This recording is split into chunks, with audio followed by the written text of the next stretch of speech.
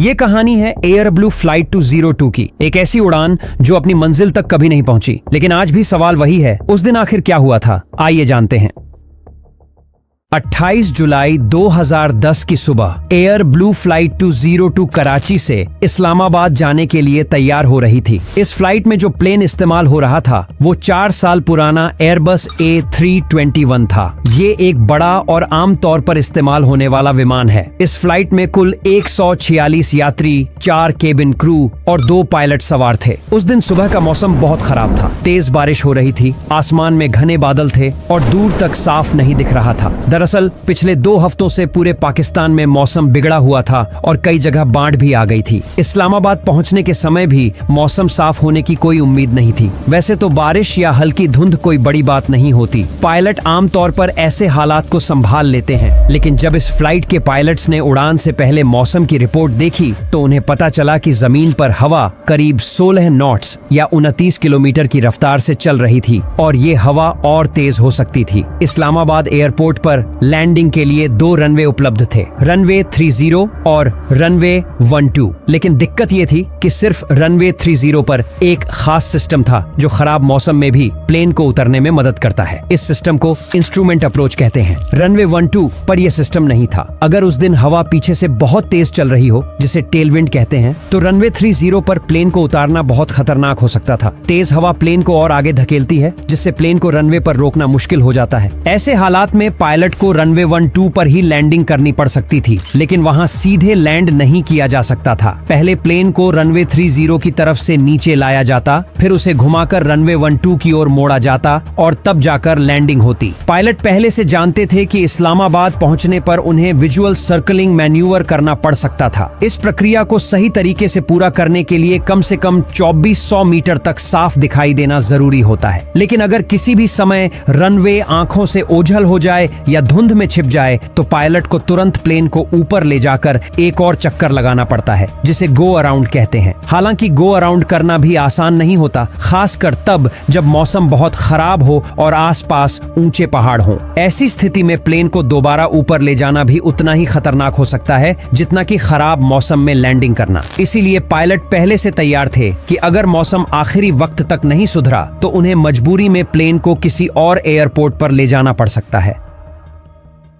उस दिन कॉकपिट में 2 पायलट। लेफ्ट सीट पर थे 61 साल के कैप्टन परवेज इकबाल, जो एयर ब्लू के सबसे सीनियर पायलटों में से एक माने जाते थे। उनके पास 25,500 घंटे से ज्यादा का उड़ान अनुभव था और 1000 घंटे उन्होंने एयरबस A320 जैसे विमान पर उड़ाए थे। पहले वे एक दूसरी एयरलाइन में काम करते थे, लेकिन वहां 60 साल की उम्र में रिटायर होना अनिवार्य था, इसलिए उन्होंने एयर ब्लू ज्वाइन किया। दिलचस्प बात यह है कि इस दिन उन्हें फ्लाइट नहीं उड़ानी थी, लेकिन जब असली कैप्टन अचानक बीमार पड़ गए तो उनकी जगह पर कैप्टन को बुला लिया गया। राइट सीट पर बैठे थे 34 साल के फर्स्ट ऑफिसर मुंताजिब उद्दीन अहमद, जो पहले एक स्क्वाड्रन लीडर रह चुके थे और मिराज और F-16 जैसे फाइटर जेट्स उड़ाने का अनुभव रखते थे। अब उन्होंने नया करियर शुरू किया था और कमर्शियल फ्लाइंग में आए थे। उनके पास कुल 1900 घंटे का उड़ान अनुभव था, जिसमें से 300 घंटे उन्होंने एयरबस A320 पर बिताए थे। सुबह 7:41 पर एयर ब्लू फ्लाइट 202 ने कराची से उड़ान भर ली थी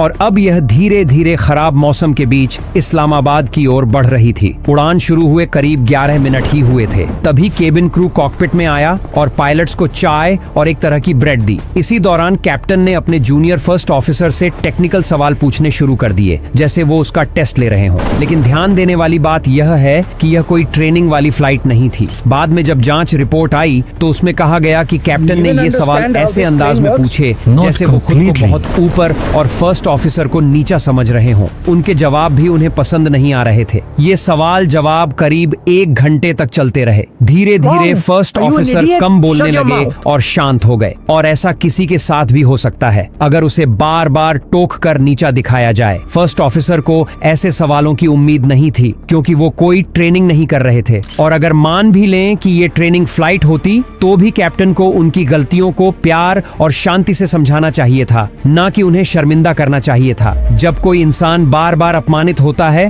तो वो खुद पर भरोसा खोने लगता है, और अगर कभी कोई ऐसा मौका आ जाए जहां वही इंसान कोई गलती पकड़ सकता है या किसी खतरे के बारे में बता सकता है, तो वो शायद डर या झिझक की वजह से कुछ ना बोले, और यही बात किसी भी फ्लाइट को बहुत खतरनाक बना सकती है। और अब हम बहुत जल्द इसका एक डरावना नतीजा देखने वाले हैं।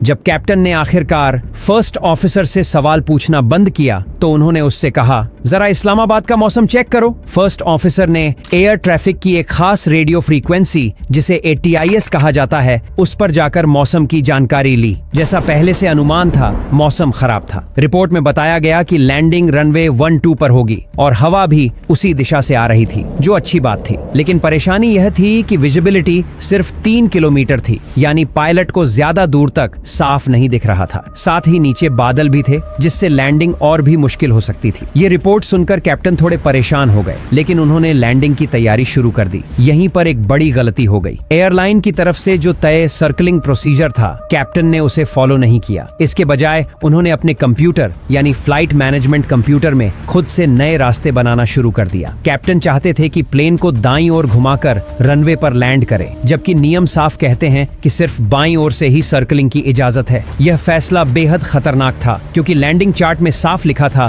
कि एयरपोर्ट के पश्चिम यानी वेस्ट साइड में एक प्रतिबंधित इलाका है, वहां से उड़ान की अनुमति नहीं थी। इसके अलावा कैप्टन प्लेन की बाईं सीट पर बैठे थे। अगर प्लेन दाईं ओर से घूमेगा तो रनवे फर्स्ट ऑफिसर की तरफ होगा, जिससे कैप्टन को रनवे ठीक से दिखाई नहीं देगा और प्लेन को कंट्रोल करना भी मुश्किल हो सकता था। फिर भी कैप्टन अपनी मर्जी से सिस्टम में सेटिंग करते रहे। फर्स्ट ऑफिसर ये सब देख रहे थे, लेकिन उन्होंने कुछ नहीं कहा। शायद इसलिए क्योंकि पहले से ही कैप्टन के व्यवहार ने उनका आत्मविश्वास काफी कमजोर कर दिया था। कैप्टन ने FMC में PBD वे पॉइंट बनाने शुरू कर दिए। इसका मतलब होता है कि आप किसी एक पॉइंट से एक तय दूरी और दिशा से नया रास्ता बनाते हैं। कैप्टन यह सब इसलिए कर रहे थे ताकि वो रनवे 12 की तरफ खुद का रास्ता बनाकर लैंड कर सकें, लेकिन यह तरीका एयरलाइन के नियमों के खिलाफ था।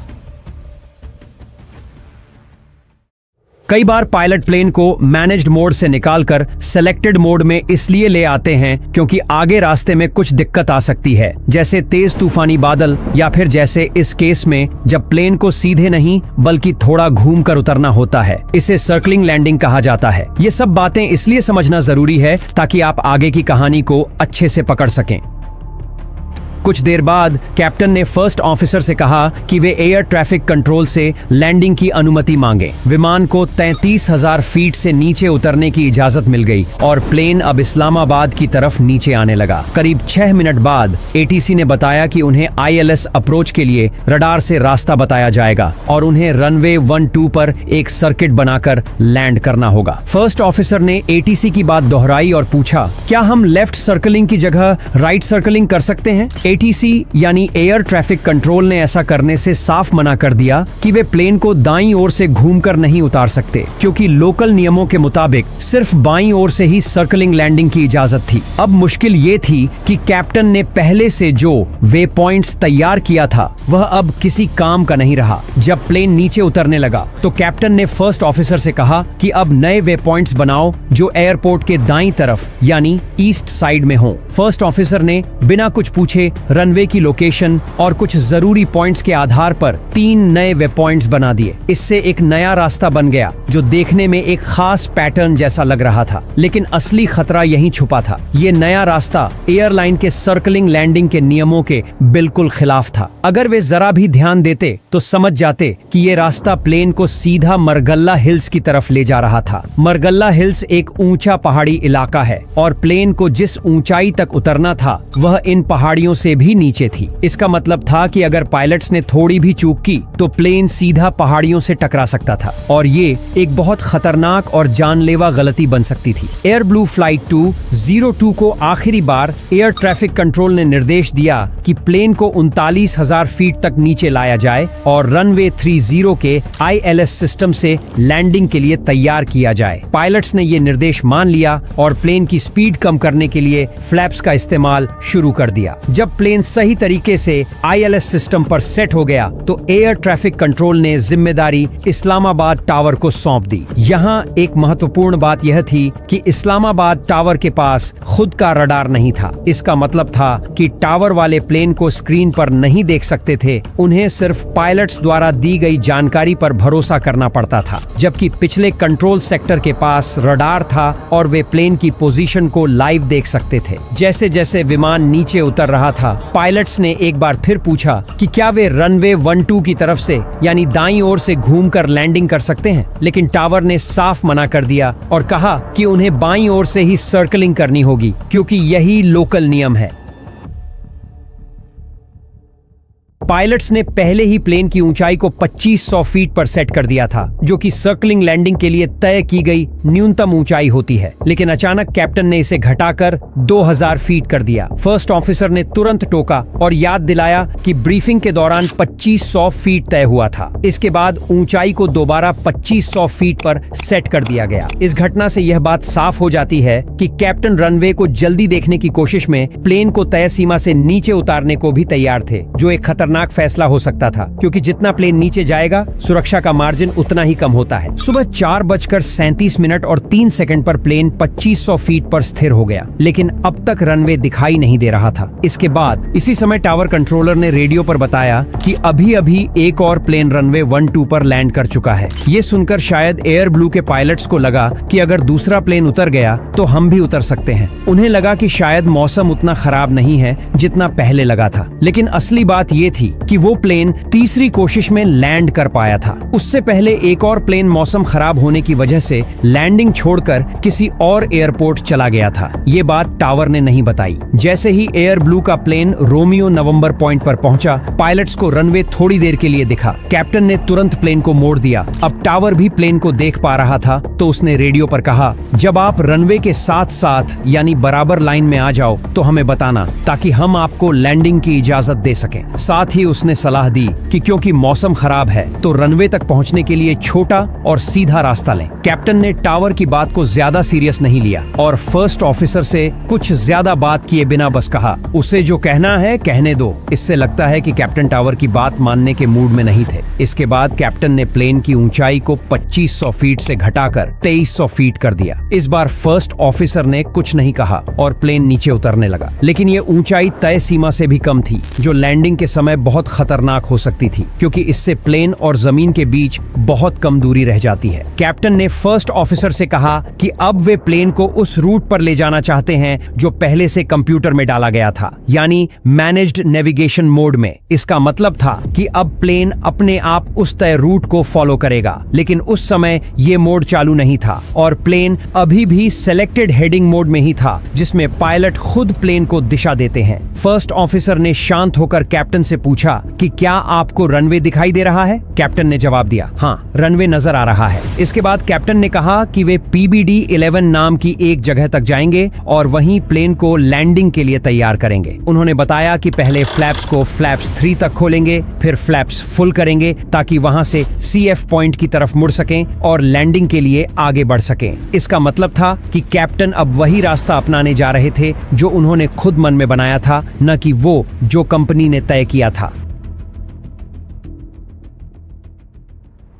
इस वक्त तक प्लेन रनवे से काफी दूर निकल चुका था और अब उस पॉइंट से रनवे देख पाना लगभग नामुमकिन था, जो कि नियमों के खिलाफ था। सुबह 4:39 और 32 सेकंड पर कैप्टन ने प्लेन की दिशा बदल दी और अब प्लेन 300 डिग्री पर उड़ रहा था, जिससे वह रनवे के समानांतर उड़ने लगा और PBD-11 नाम की जगह की तरफ बढ़ गया। इस वक्त प्लेन रनवे से करीब 6.5 किलोमीटर दूर था और एयरपोर्ट टावर से अब दिखाई नहीं दे रहा था। धीरे धीरे प्लेन 8 किलोमीटर की उस सीमा तक पहुंच गया जो सर्कलिंग लैंडिंग के लिए तय की गई थी। तभी रडार कंट्रोलर जो स्क्रीन पर प्लेन को देख रहे थे, उन्होंने नोटिस किया कि प्लेन उस जगह नहीं है जहां उसे होना चाहिए था, बल्कि वह एक खतरनाक क्षेत्र OP-277 के काफी करीब पहुंच चुका था। लेकिन एयरपोर्ट टावर के पास अपनी रडार स्क्रीन नहीं थी, इसलिए उन्हें इसका पता ही नहीं चला। इसलिए रडार कंट्रोलर ने तुरंत टावर को कॉल किया और चिंता जताते हुए पूछा, प्लेन किस दिशा में जा रहा है? क्या सब कुछ कुछ ठीक है? टावर कंट्रोलर ने बिना समय गवाए रेडियो पर पायलट्स से संपर्क किया और उन्हें तुरंत बाएं मुड़ने का निर्देश दिया ताकि वे उस क्षेत्र में ना जाएं जहां उड़ान की इजाजत नहीं होती। लेकिन तभी स्थिति और खराब होने लगी। टावर का कॉल आने के कुछ ही सेकंड बाद कॉकपिट में अचानक एक चेतावनी बजने लगी, टेरेन अहेड, यानी सामने जमीन है। यह चेतावनी विमान के अंदर लगे एक खास सिस्टम से आती है जो यह बताता है कि अगर इसी रास्ते पर उड़ान जारी रही तो विमान जमीन से टकरा सकता है। ये अलार्म तभी बजता है जब टकराव का खतरा 60 सेकंड के भीतर हो, यानी अब हालात बहुत गंभीर हो चुके थे। इस चेतावनी को सुनते ही फर्स्ट ऑफिसर घबरा गए और जल्दी से कप्तान से बोले, सर सामने ऊंचाई वाला इलाका है, सर जल्दी बाएं मुड़िए। उनकी आवाज से घबराहट साफ सुनाई दे रही थी। इस दौरान कॉकपिट की रिकॉर्डिंग में यह भी सुनाई देता है कि अब कप्तान भी तनाव में आ चुके थे। उनकी आवाज में भी घबराहट और असमंजस झलक रहा था। ऐसा लग रहा था कि वे इस स्थिति के लिए मानसिक रूप से तैयार नहीं थे और अब दबाव की वजह से उनकी सोचने और सही फैसला लेने की क्षमता कमजोर हो रही थी। इन सब के बावजूद विमान अब भी उसी रास्ते पर उड़ रहा था जो पहले से कंप्यूटर में डाला गया था। पायलट्स ने रास्ते में कोई बदलाव नहीं किया। तभी टावर कंट्रोलर दोबारा रेडियो पर कॉल करता है और पूछता है, क्या अब भी आपको रनवे दिखाई दे रहा है? इस सवाल पर फर्स्ट ऑफिसर थोड़े उलझन में आ जाते हैं और कप्तान से पूछते हैं, सर उन्हें क्या जवाब दूं? कुछ ही पलों बाद टावर कंट्रोलर फिर वही सवाल दोहराता है तो दोनों पायलट एक साथ रेडियो पर जवाब देते हैं, एयर ब्लू फ्लाइट 202। लेकिन ये जवाब अधूरा था और इस वक्त तक स्थिति पूरी तरह नियंत्रण से बाहर हो चुकी थी। कैप्टन प्लेन को बाएं मोड़ना चाहते थे, इसलिए उन्होंने दिशा बदलने वाला डायल घुमाया, लेकिन प्लेन ने कोई रिस्पॉन्स नहीं किया क्योंकि ऑटो पायलट अब भी कंप्यूटर के कंट्रोल में था। डायल को सिर्फ घुमाने से कुछ नहीं होता, उसे खींचकर सिलेक्टेड मोड में लाना पड़ता है। लेकिन कैप्टन ये भूल गए और बस डायल घुमाते रहे। जब तक उन्होंने सही तरीका अपनाया तब तक कंप्यूटर में गलत दिशा सेट हो चुकी थी और प्लेन बाएं नहीं दाईं ओर मुड़ गया, यानी प्लेन अब सीधे धीरे धीरे खतरे की ओर जा रहा था। EGPWS अब जोर जोर से चिल्ला रहा था, टेरेन अहेड, पुल अप,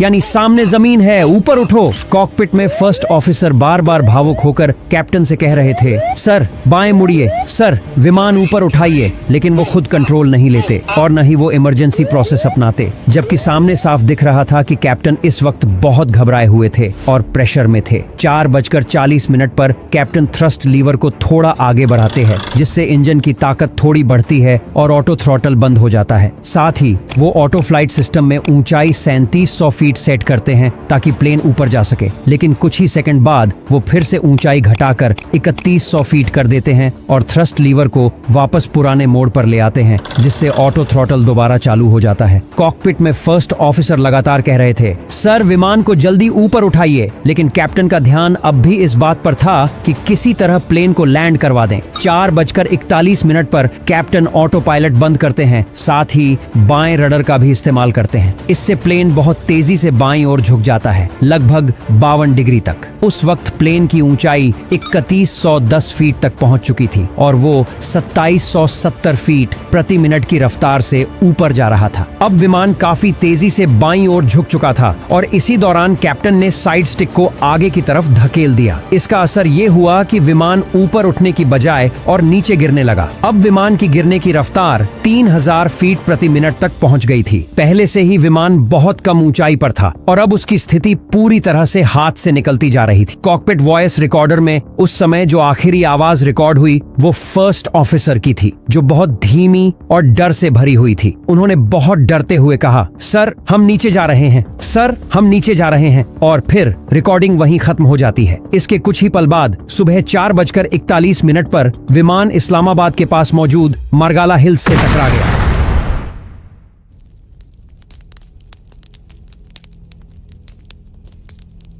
यह पहाड़ी एयरपोर्ट से सिर्फ 18 किलोमीटर दूर थी और इसकी ऊंचाई 2800 फीट थी। टक्कर इतनी भयानक थी कि विमान में सवार सभी 146 यात्रियों और 6 क्रू मेंबर्स की मौके पर ही मौत हो गई।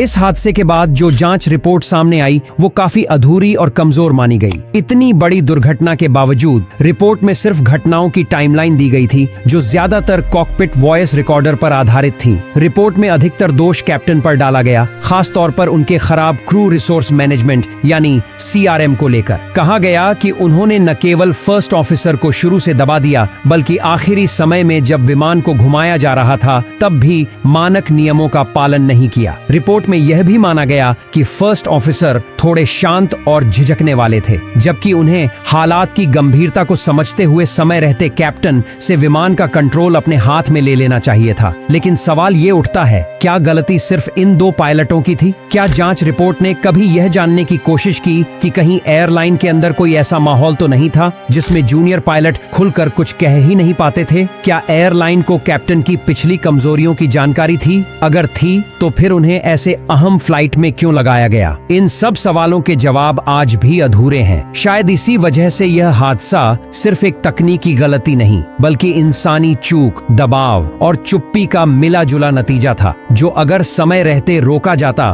तो 152 जिंदगियां बच सकती थीं। इस हादसे के बाद रिपोर्ट में बहुत गहरी सीख नहीं दी गई। सिर्फ 2 सुझाव थे, इस्लामाबाद में एक नया एयरपोर्ट बनाने का और दूसरा क्रू ट्रेनिंग बेहतर करने का। लेकिन ये काफी नहीं था। फिर भी ये हादसा हमें एक बड़ी बात सिखाता है कि लीडरशिप, टीम वर्क कितने जरूरी होते हैं। अगर टीम खुलकर बात न करे या लीडर भरोसा न दे तो गलतियां होना तय है, जैसे यहाँ हुआ जब फर्स्ट ऑफिसर मदद कर सकता था लेकिन चुप रहा। क्या आप जानना चाहते हैं ऐसी फ्लाइट के बारे में जिसमें सारे पैसेंजर मर चुके थे लेकिन प्लेन अब भी आसमान में उड़ रहा था? पूरी सच्चाई जानने के लिए यहां क्लिक करें। धन्यवाद।